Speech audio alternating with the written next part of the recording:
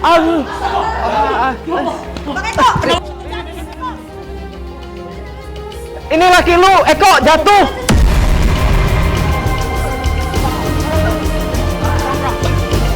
Pinggul yang pecah dan sampai ke engsel paha.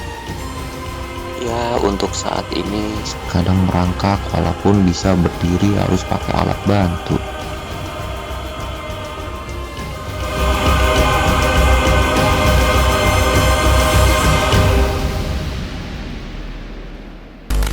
Sobat penyintas, peristiwa kecelakaan kerja kembali terjadi di Ciracas, Jakarta Timur. Seorang kru film bernama Eko harus mengalami patah tulang dan remuk pada bagian pinggulnya akibat terjatuh dari lantai 3 sebuah bangunan kosong. Musibah itu terjadi pada hari Kamis malam 28 April tahun 2022, 5 hari menjelang Lebaran. Akibat musibah itu, Eko harus menjalani perawatan intensif di rumah sakit karena luka parah yang dideritanya. Aduh.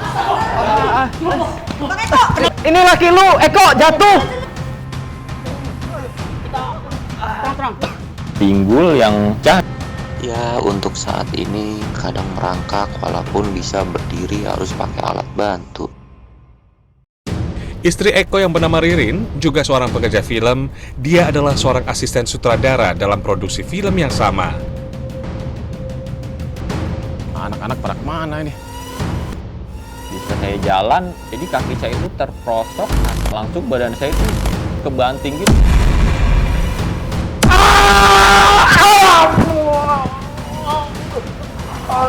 Ririn tidak menyangka suaminya mengalami musibah terjatuh dari lantai 3. Sakit dan luka yang dirasa Eko adalah duka bagi Ririn, juga duka bagi semua rekannya.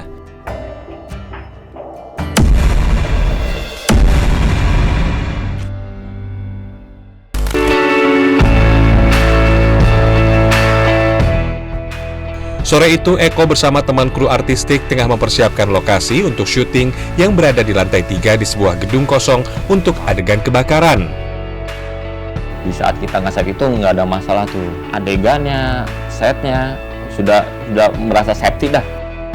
Ini properti kita buat set kebakaran, ya. Nanti lu bawa ke atas, ya. Sebelum bikin api itu kan kita survei dulu nih ini si gedungnya. Nah, itu ada lubang bekas lift. Nah, kita bikin api di situ, di atasnya, di sampingnya. Sobat, awalnya di lantai 3 Eko sempat melihat ada lubang untuk lift yang belum terpakai. Lubang tersebut hanya ditutupi kayu dan triplek. Eko yang bekerja sebagai kru penata artistik tengah mengikuti arahan dari sang sutradara. Eko diminta mempersiapkan efek api untuk adegan kebakaran di gedung tersebut, sobat. Iya. Iya. Menjelang malam, lokasi syuting berpindah ke tempat tersebut. Sampai asap dari atas kita bikin, terus ada api-api yang ledakan dari atas. Sementara sang istri Ririn sedang mempersiapkan para pemainnya di ruang make up. udah semua beres sih. Properti. Udah beres semua Iya, bang. karena kan yang kebakaran itu apa semua harus sudah siap semua loh. Tinggal take aja kita. Oh gitu. Ya udah berarti gua sesuai schedule ya. Iya. Ya. Kita syuting dari pagi, terus dari pagi tuh emang nggak ada feeling, nggak ada apa-apa lah, lancar-lancar aja. Pas habis maghrib kita bikin adegan kebakaran nih, kebakaran di gedung yang emang kita siapin.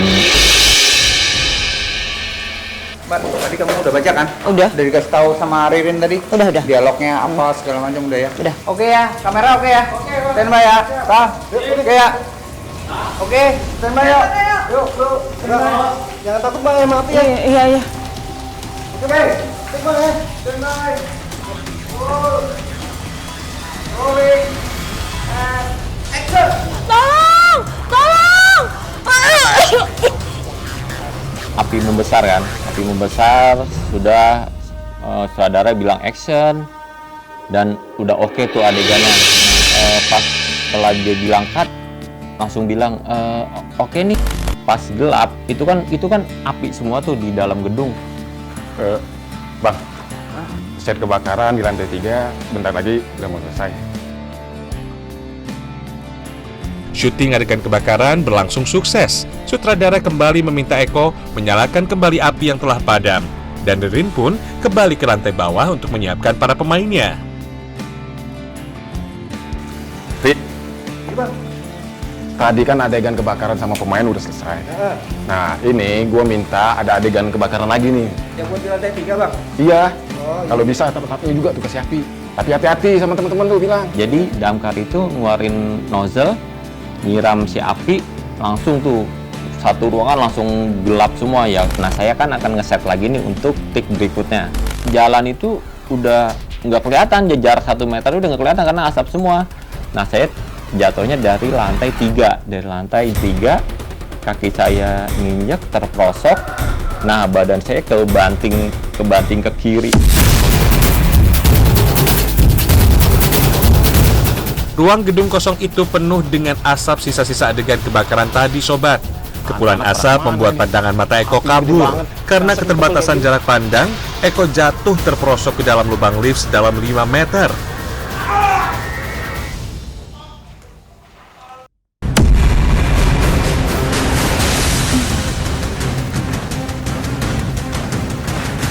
Kak, kalau mau istirahat atau make up di sini dulu aja ya? Oh gitu, oke.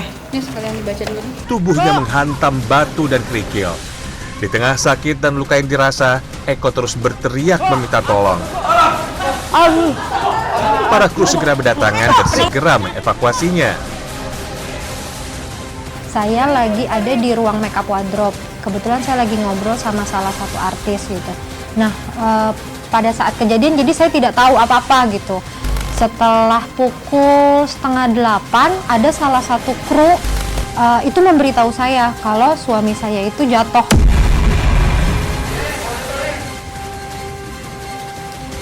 Dia masuk. Ini laki lu, Eko, jatuh!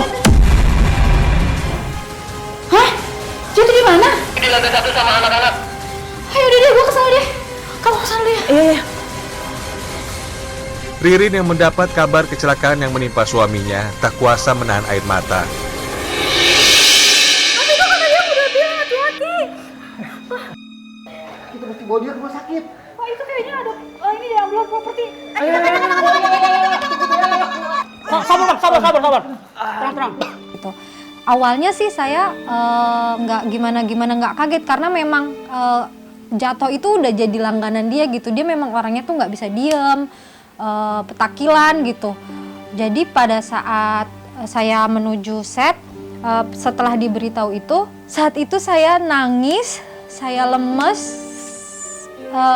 gemeteran gitu. Dibawa langsung ke Pasar Bo, di IGD.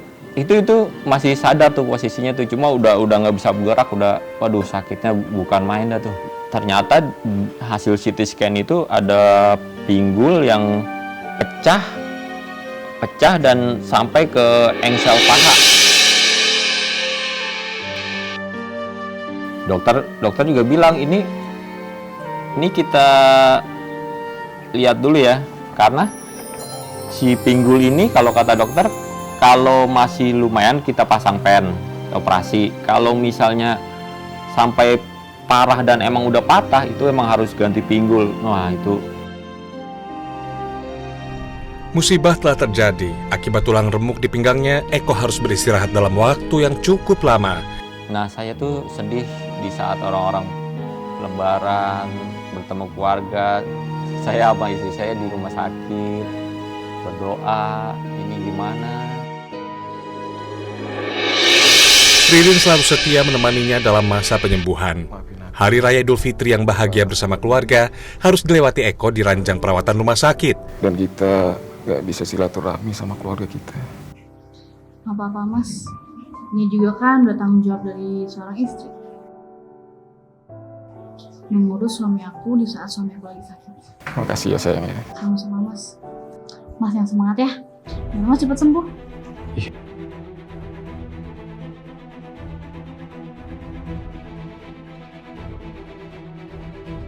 Ya alhamdulillah saya masih diberi kesempatan sama Yang Maha Kuasa. Maksudnya ya masih bisa hidup lah walaupun proses penyembuhan lama.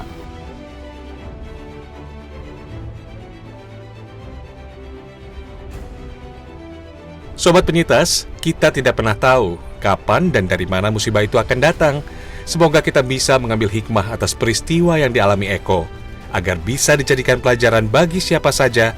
Musibah mungkin bisa saja tak menghampiri kita, sobat, jika kita tetap hati-hati dan waspada dalam bekerja.